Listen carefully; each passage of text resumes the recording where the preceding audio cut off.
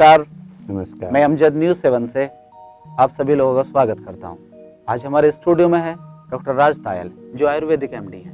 Doctor साहब, सर्दी में सबसे ज़्यादा कौन सी बीमारी फैलती है? जो जोड़ों के दर्द होते हैं, सर्दी में जुकाम, खांसी और ठंड लगना, बलगम होना, ये दिखाई देते हैं। लेकिन एक विशेष जो दमे का रोग होता है जिसमें सांस फूलती है, ये ऐसा दमा या तमक श्वास आयुर्वेद में कहते हैं, ये अधिक दिखाई देता है। डॉक्टर साहब, ये दमा क्या होता है? देखो, दमे में यही मैंने बताया कि भाई सांस फूलती है। अक्सर क्या होता है कि अचानक जब आदमी सो रहा होता है तो उसको आँख ही ऐसे खुलती है जैसे वो सांस फूलते हुए, या कोई टेंशन हो गई या गरम ठंडा हुआ कि जैसे किसी अचानक गरम कमरे से बाहर निकल गए या अचानक कोई ठंडी चीज़ खा ली, तो इन सब चीज़ों से जो सांस की नली होती है उसका ये जो रास्ता होता है ये एकदम स्पाज्म करके सिकुड़ जाता है या इसमें सूजन आ जाती है। तो जो वायु का आने जाने का रास्ता है वो कम हो जाता है, जिससे हम जल्दी जल्दी सांस लेना पड़ता है। इसी को दमा या तमक श्वास कहते हैं, एस्थमा कहते हैं। डॉक्टर साहब, हम जानना चाहेंगे ये दमा कैसे पहचाना जाता है? सबसे बड़ी बात यही होती है कि जब अचानक बिना किसी वजह के सांस फूलती है तो हम ये समझते हैं कि ये कुछ ना कुछ एस्थमा या दमे से जुड़ा हुआ ही ये है। अब इसको अगर दिल का रोग है उसमें भी सांस फूलती है तो उससे अलग करते हैं। तो ये किसी ना किसी चिकित्सक के पास जाकर के पहचान होती है, कुछ जांच होती है जिससे ये तय करते हैं कि इसको रोगी को दमा है। डॉक्टर साहब, ये दमा क्या आपस में मिलने घुलने से भी लगता है कि?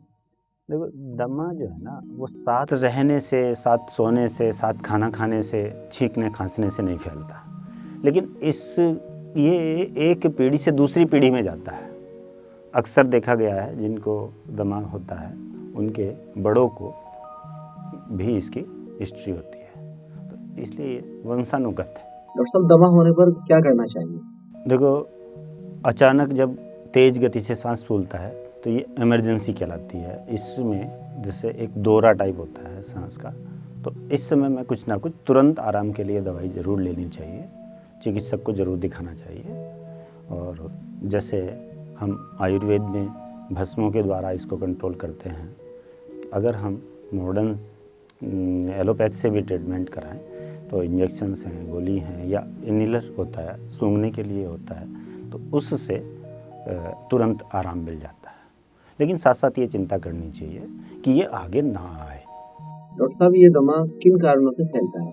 अक्सर जब हम रात को दही का सेवन करते हैं या धूम्रपान से, अल्कोहल लेने से, या एकदम टेम्परेचर डिफरेंस से, एसी में लगातार बैठे हुए हैं अचानक हम गर्म में पहुंच गए, या हम गर्म में बैठे हुए हैं अचानक बाहर तेज़ ठंडी हवा में पहुंचे, तो ये जो टेम्परेचर डिफरेंस है ये स्पाज्म दे करके दमा या अस्थमा रोग उत्पन्न करता है। डॉक्टर साहब, दमा होने पर किन किन चीज़ों का खाने पीने का हमें ध्यान रखना चाहिए? बहुत सारी चीज़ें ऐसी हैं जो वात और कफ को बढ़ाती हैं, जैसे राजमा, पालक, गोभी, काबली चने जो होते हैं ये नहीं लेने चाहिए।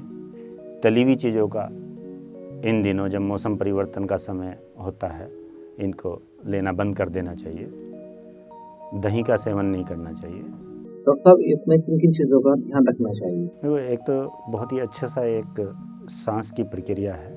इसमें क्या करते हैं कि बाईं को बंद करके और दाईं नाक से ज़्यादा सांस लेने की ये अभ्यास करना चाहिए, तो इससे दमे के रोगी को स्वास्थ्य लाभ मिलता है। इसके अतिरिक्त जैसे मैंने बताया कि बंद कमरे में नहीं, हवादार कमरे में पूरे कपड़े ओढ़ करके सोने की आदत डालनी चाहिए। पानी ज़्यादा पीना चाहिए और अपने सारे जीवन के जो दिनचर्या है वो धीमी गति से करनी चाहिए, जल्दी जल्दी ना करके। प्रातःकाल सुबह जल्दी में उठ करके और खुले में अच्छे कपड़े पहन करके टहलने से भी अच्छा रहता है। डॉक्टर साहब ऐसा क्या करना चाहिए जिससे कि मरीज ठीक रह सके? देखो, दमे के रोगी को के यहाँ परिवार में जैसे कुत्ते कोई जानवर पालते हैं वो नहीं पालना चाहिए। कहीं कहीं इधर पूरब के क्षेत्र में सेंभल का रुई होती है, उसका तकिया बना करके सिर के नीचे लगाते हैं, तो इन रोगियों को वो तकिया नहीं लगाना चाहिए। तली भुनी चीज़ों का सेवन नहीं करना चाहिए। जैसे तेज गति से जल्दी जाना, जल्दी जल्दी बातें करना, तो ये जो गति है, ये तीव्रता है, ये नहीं होनी चाहिए। शांति के साथ, आराम के साथ जहाँ रह रहे हैं, जिस कमरे में सोते हैं उसमें वेंटिलेशन होना चाहिए। अक्सर देखा गया कि बंद कमरा और पूरे हवा का कोई उसमें नाम नहीं रहता है, तो उसमें ये रोगी और परेशान होते हैं। हवादार कमरे में पूरे कपड़ों के साथ सोना चाहिए, पर बंद नहीं होना चाहिए। उसके अंदर आग अंगीठी जला लेते हैं कमरे में, तो वो नहीं होनी चाहिए। अंगीठी जलाने से अंदर ऑक्सीजन की कमी हो जाती है, तो फिर हमें और ये मरीजों को दिक्कत होती है।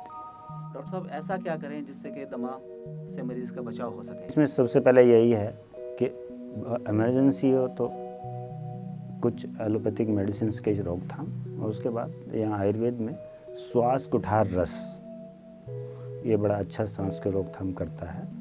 और एक चूर्ण होता है, तालीस आदि चूर्ण, आधा चम्मच चूर्ण मैंने लगभग 2.5 ग्राम, उसमें ज़रा लगभग 2 ग्राम शहद डाल करके मिला करके उसको चाटना चाहिए।